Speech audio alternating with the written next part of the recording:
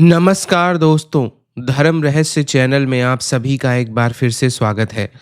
आज हम मठ और मंदिरों की कहानी में एक ऐसी अद्भुत यक्षिणी की कहानी लेने जा रहे हैं जो सबकी प्रिय मानी जाती है।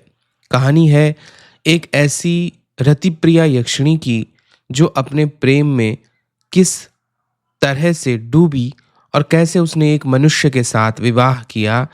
इस कथा के माध्यम से जानेंगे यह स्थान कौन है और इस कथा की क्या-क्या जानकारी हमें प्राप्त होती है। इसको समझने के लिए आइए शुरू करते हैं इस कथा को। रतिप्रिया यक्षिणी का मानव से प्रेम और विवाह। कहा जाता है कि लंका के राजा रावण के पास युद्ध विद्या के अलावा यक्षिणी सिद्धियों का भी अपार ज्ञान था। उसके पास विभिन्न प्रकार की यक्षिणियां सिद्ध अवस्था में थी, जिन्हें उसने असुरों और राक्षसों से भी बचाकर विशेष तंत्र कुंजों में छिपा करके रखा हुआ था। और उन्हीं में से एक यक्षिणी थी जिसका नाम था रतिप्रिया यक्षिणी। यह यक्षिणी अपने साधक को अद्भुत आकर्षण, राज्य संपत्ति, युद्ध में विजय और नारी पर पूर्ण प्रभाव प्रदान करने की क्षमता देती थी। रतिप्रिया यक्षिणी ऐसा साधक चुनती थी जो हृदय से छल न करे। रावण ने उसे नियंत्रित करने का प्रयास किया और उसे अपने वश में करके रखा, लेकिन यक्षिणी ने स्वयं कहा था कि हे रावण, तेरा हृदय तमस से भरा है, इसीलिए मैं सीता को वश में करने के लिए तुझे अपनी संपूर्ण शक्तियां नहीं दूंगी। लेकिन फिर भी वह उससे कार्य लेता ही रहता था। रावण ने क्रोधित होकर उसे सिंघल द्वीप की शक्तिपीठ में कैद कर दिया था, जहां मनुष्य की पहुंच कभी भी नहीं हो सकती थी। यह शक्तिपीठ समुद्र के बीचों बीच घने धुंध और रहस्यमयी ज्वालाओं के बीच में स्थित उस वक्त था। यह समय त्रेता युग का था, जहां देवी के अंगों की अग्नि स्वरूप शक्तियां गिरी थीं। यहाँ की रातें जैसे कभी समाप्त ही नहीं होती थी, धुंध इतनी छाई रहती थी। इस जगह पर देवी की 32 योगिनियां अदृश्य रूप में भ्रमण भी किया करती थी। इस द्वीप की गुफा में रावण ने रतिप्रिया को बांध करके रखा हुआ था अन्य यक्षिणी शक्तियों के साथ में, और उसका बंधन एक त्रिपुट यंत्र, एक कालाग्नि वृत्त और आकर्षण निर्देश तांत्रिक कवच द्वारा उसी ने बनाया था। कई हजार वर्षों तक रतिप्रिया यहाँ बंद रही, लेकिन इस दौरान वह ध्यान भी करती रही तो उसका तेज और सौंदर्य और भी ज्यादा बढ़ता रहा। समय बीतता गया। आखिरकार भगवान राम त्रेता युग में रावण से युद्ध करने के लिए आए और अंततोगत्वा भगवान राम ने रावण का वध कर दिया। रावण के वध के बाद में उसकी समस्त शक्तियां ढीली पड़ गईं। समय का प्रवाह तेज होता गया। धीरे धीरे समय बीतता गया और उसके बनाए गए जितने भी ऊर्जा चक्र थे वह सारे के सारे समाप्त होते चले गए और आखिरकार रतिप्रिया यक्षिणी का बंधन कमजोर पड़ा। इधर यक्षिणी भी ध्यान से अब बाहर आ चुकी थी। वह यही देख रही थी कि कब यह बंधन टूटेगा, और आखिरकार जब बेड़ियां कमजोर पड़ जाती हैं तो बंधन तोड़ दिए जाते हैं। रतिप्रिया यक्षिणी ने शक्ति लगाकर रावण के उन पुराने पड़ चुके कमजोर बंधनों को तोड़ दिया।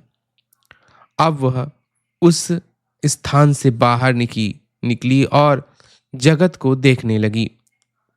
अब उसके अंदर मनुष्य भाव अधिक आ चुका था।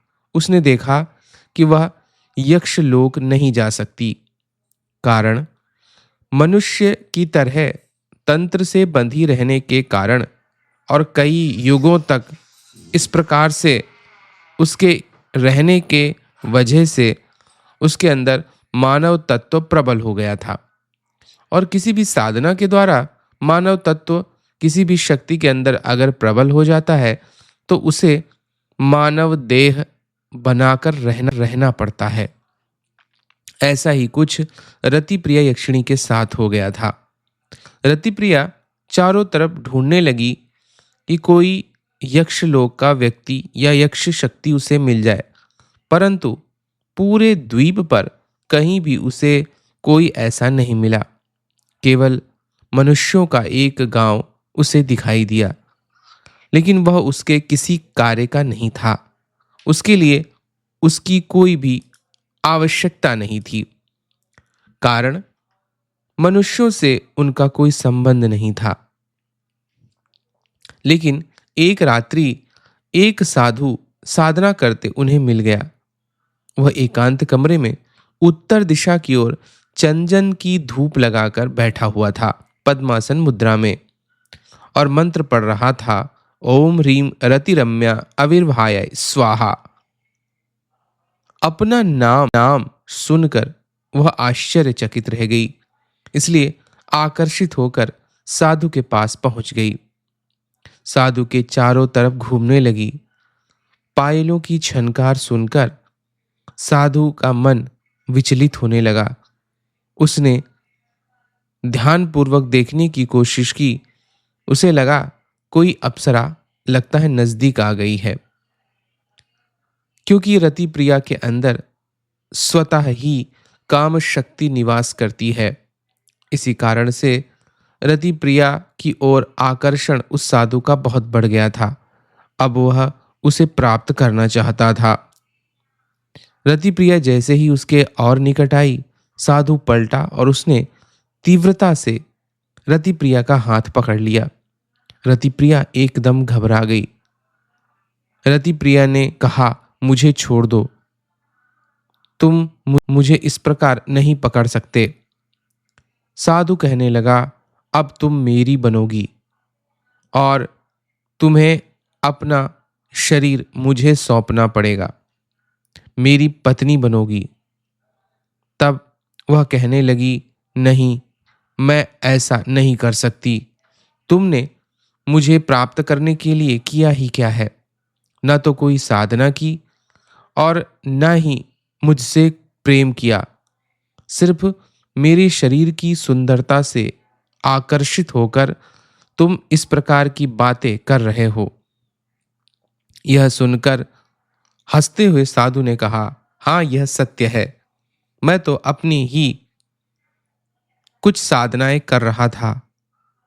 उसमें शायद रति शब्द सुनकर तुम आकर्षित होकर यहां चली आई हो, लेकिन अब मैं तुम्हें कहीं जाने नहीं दूंगा।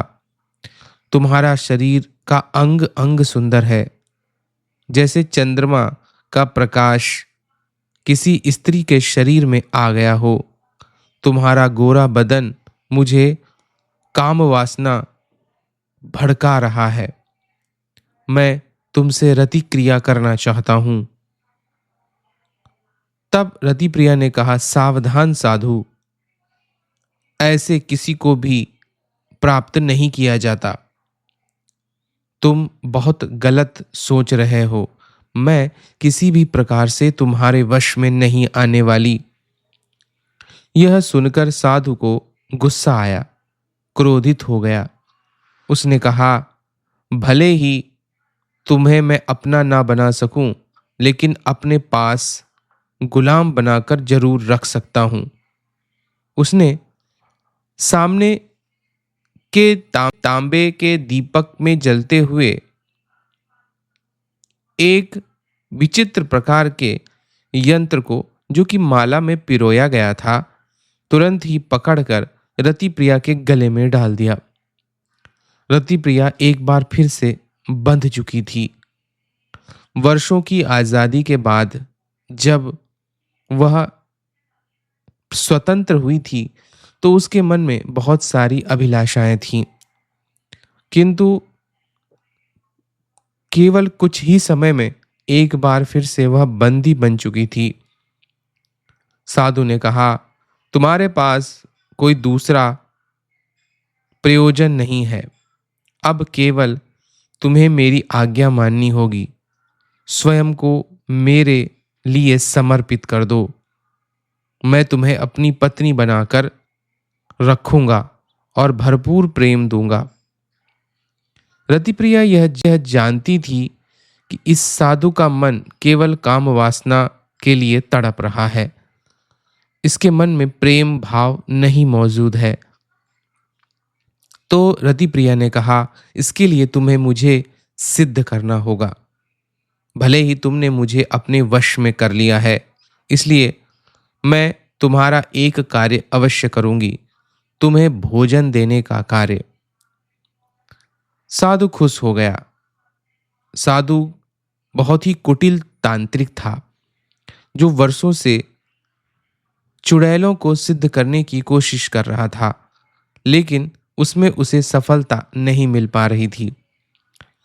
लेकिन उसकी साधना के कारण उसने ऐसी सिद्धियां हासिल कर ली थी कि वह किसी भी स्त्री को अपने पास बंदी बनाकर रख सकता था।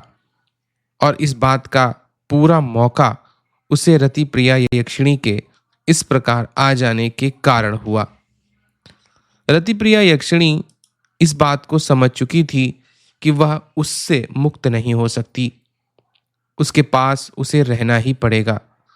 इसलिए उसने एक सरल मार्ग निकाला कि वह साधु के लिए भोजन बनाएगी और भोजन का निर्माण कर दिया करेगी, ताकि साधु भी संतुष्ट रहे और साधु से उसे समय भी मिल जाए। साधु भी कहने लगा, ठीक है, तुम कब तक नहीं मानोगी, आखिरकार एक दिन हार कर मुझे अपना शरीर जरूर सौंप दोगी, और वह दिन मेरी जीवन का सबसे उत्तम दिन होगा। यह सुनकर रतिप्रिया यक्षिणी कहने लगी, ऐसा दिन कभी भी नहीं आएगा, लेकिन क्योंकि तुमने मुझे वश में किया है, इसलिए मैं तुम्हारी सेवा करती रहूंगी। तब साधु ने यक्षिणी के पैरों में विशेष तरह के ताबीजों को डाल दिया, ताकि वह उस स्थान को कभी भी छोड़ कर ना जा पाए। यक्षिणी अब वहीं बंधी रह गई, कुटिया के अंदर। इसी प्रकार समय बीतता गया। साधु को पका पकाया बहुत ही उत्तम कोटि का भोजन रोजाना मिलने लगा। साधु ने इस बात की चिंता की कि कैसे वह रतिप्रिया को प्राप्त कर सकता है। उसने उससे वार्तालाप किया और पूछा, तेरे मंत्रों के विषय में मुझे जानकारी दे, ताकि मैं तुझे संपूर्णता से प्राप्त कर पाऊं। तब रतिप्रिया यक्षिणी ने कहा, मैं तुम्हारी इसमें कोई मदद नहीं कर सकती, क्योंकि कुबेर जी के नियम के अनुसार हम स्वयं अपने मंत्रों का ज्ञान तुम्हें नहीं दे सकती। इस बात को समझकर साधु ने कहा, ठीक है, तो इसका कोई दूसरा मार्ग बता, वरना मैं तुझे बहुत कष्ट दूंगा। और उसने अभिमंत्रित अग्नि यक्षिणी के ऊपर फेंकी। दर्द से कराहते हुए रतिप्रिया यक्षिणी ने कहा, ठीक है, लेकिन इसके लिए मैं एक मार्ग बता सकती हूँ। सिंगल द्वीप में जिस स्थान पर मैं कैद थी, उस स्थान पर जाओ, वहीं तुम्हें सारी जानकारी मिलेगी। इस प्रकार यह कहकर रतिप्रिया अपने आप को वायु में विलीन कर लेती है, और साधु भी समझ जाता है कि रतिप्रिया के शरीर को प्राप्त करना इतना आसान नहीं है। तब इस प्रकार साधु ने उस स्थान की यात्रा शुरू की और चल दिया अपने लोटा कमंडल लेकर उस स्थान की खोज में जहां पर यक्षिणी कैद थी। शायद वहां से उसके मंत्रों के विषय में जानकारी मिल सके और फिर से वह रतिप्रिया को प्राप्त कर सके। रात्रि का समय था। रतिप्रिया साधु की कुटिया में अकेली थी कि तभी उसे बाहर एक व्यक्ति जोर से चिल्लाता हुआ नजर आया। वह कह रहा था, जंगल में बहुत बड़ा जानवर आ गया है, शायद कोई रीछ है, मुझे बचा लो। और उसके पीछे भागता हुआ एक रीछ भी उसे दिखाई दिया। बहुत तेजी से वह व्यक्ति भागते हुए कुटिया के अंदर आ गया। रीछ भी तुरंत ही चारों तरफ कुटिया के घूमने लगा कि वह पकड़कर उस व्यक्ति को मार दे। कि तभी सामने से रति प्रिया यक्षिणी अपने भव्य रूप में प्रकट होती है और रीछ को उठाकर दूर फेंक देती है। व्यक्ति जब सामने अत्यंत सुंदर स्त्री को देखता है तो वह आश्चर्यचकित हो जाता है। आगे क्या हुआ जानेंगे हम लोग अगले भाग में इस कथा को जानने के लिए, और इस साधना को करने के लिए हम शिविर का आयोजन भी कर सकते हैं। अगर आप लोग चाहेंगे तो कमेंट बॉक्स में लिखकर बताएं कि क्या आप रति प्रिया यक्षिणी साधना शिविर में भाग लेना चाहते हैं। तो इसके लिए यंत्र माला से लेकर सारी चीज़ों की व्यवस्था की जाएगी, अगर आप सभी लोग तैयार होते हैं तो। आशा करता हूँ यह वीडियो आप लोगों को पसंद आया होगा। आप सभी का दिन मंगलमय हो। जय मां पराशक्ति।